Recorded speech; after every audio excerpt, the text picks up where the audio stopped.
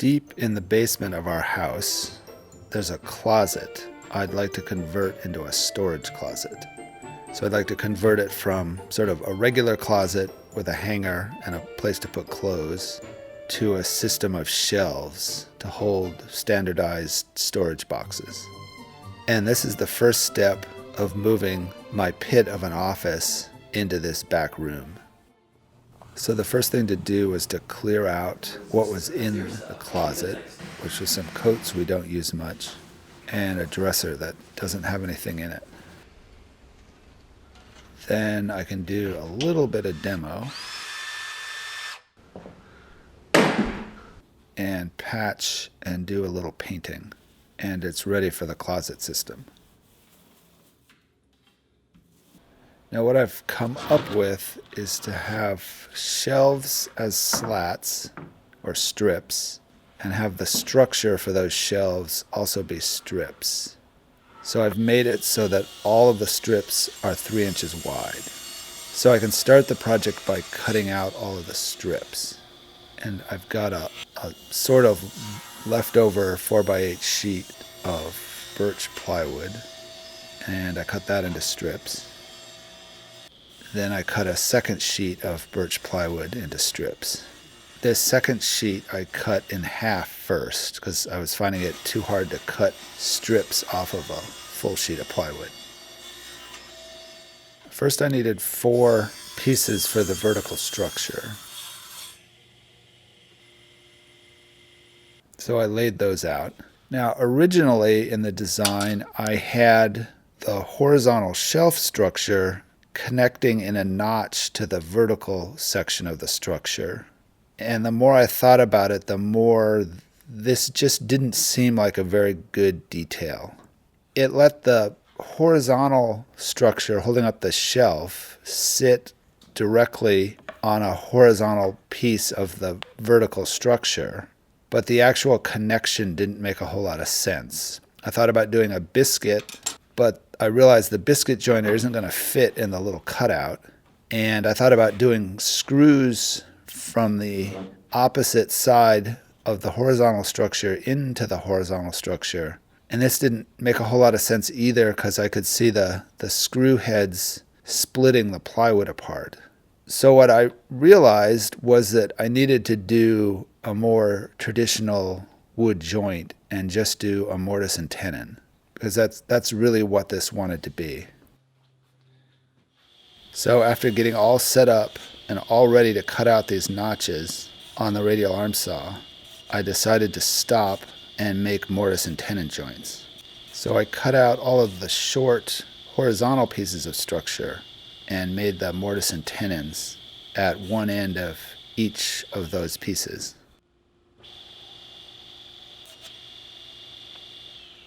I set up the dado blade on my table saw to cut the tenon, and I did it in a really simple way where it's the same ravet all the way around the end of the piece of plywood. So I can run each piece through the table saw 4 times and have the tenon made. I did the short side first because it seemed to be chipping out more. And if I did it that way, I could then cut the long side or the flat face second, and that would cut off the chipped part from the short side. So it didn't really matter that it was chipping out. It just got removed. So I did all of those. Now I could lay out where I wanted the mortises in the vertical pieces. Now the other nice thing about doing mortise and tenons is I could finally get my mortiser set up and running. It's been very close for quite a while now, and I just haven't found a project to do with it. And it seems to work pretty well. It's not a perfect mortise, it's not pretty, but it does the job, and it went pretty fast. The bit I know is sharp, but the chisel probably needs to be sharpened a little better.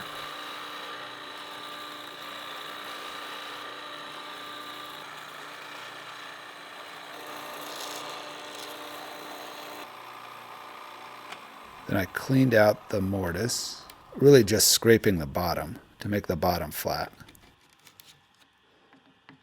Now at the other end of the short horizontal pieces, I wanted a notch cut out, and this notch will fit in a cleat on the back wall of the closet. So now I'm ready to glue up the structure for the shelves. So I just have to glue each one of these mortise and tenons in place. And what I really had to keep track of was to make sure that notch was facing in the same direction on each of the horizontal pieces. If I had screwed one up, that screwed up the whole system. I used a bar clamp to press the mortise and tenon together. And they were fairly tight, but I wanted them that way because the mortise was fairly rough. And it needed to be tight so the gaps between the mortise and the tenon wouldn't be too big, even with the roughness of the mortise.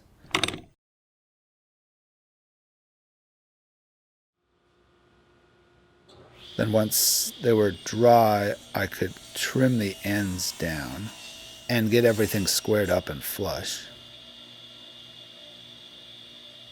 Then I wanted to make a little foot for the bottom of this structural piece. So I cut a dado into some more plywood, and this would sort of make a bottom for the structure. Now I cut 4 of these feet and then realized I only needed 2 for the middle that were symmetrical. And the 2 on the sides had to be cut so that the structural piece could sit flush against the wall.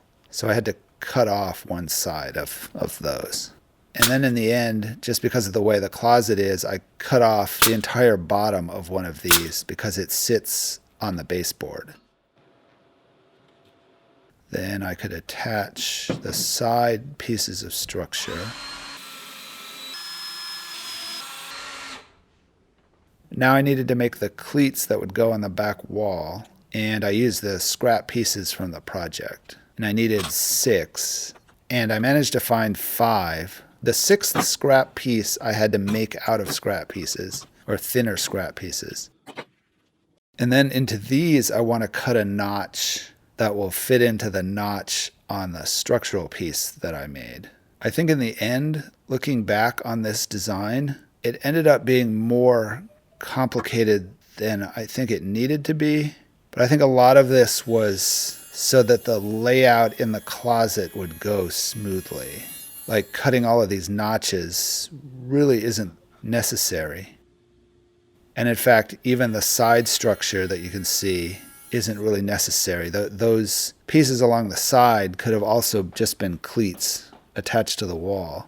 But doing it this way made the installation in the closet go much quicker, because everything would sort of fall into place, and there really wasn't any marking or measuring in the closet. So once the sides and the back is in, I can put the shelves in place. Then once the shelves are in place, I can put the 2 center pieces of structure in. I couldn't put the center structure in and then put the shelves in because there's no way to get the shelf pieces in. Then it was a matter of a lot of screws holding the shelf slats in place. And really the shelves are what holds everything together. Now, I had originally measured the boxes that I was going to use, and they're 1 foot wide, and the closet is 5'3" wide, and I figured I could do 5 boxes across. And part of this design was also to be very skinny, so I wouldn't lose very much width with the structure, and I could keep my 5 boxes across. But what I didn't realize is the boxes with the tops are 1/2 inch wider. So I ended up losing 2 to 3 inches across the width, which meant that I really wasn't able to do the 5 boxes across. So I ended up with 2 on each side and then a leftover space in the middle, which I'll have to figure out what to put there.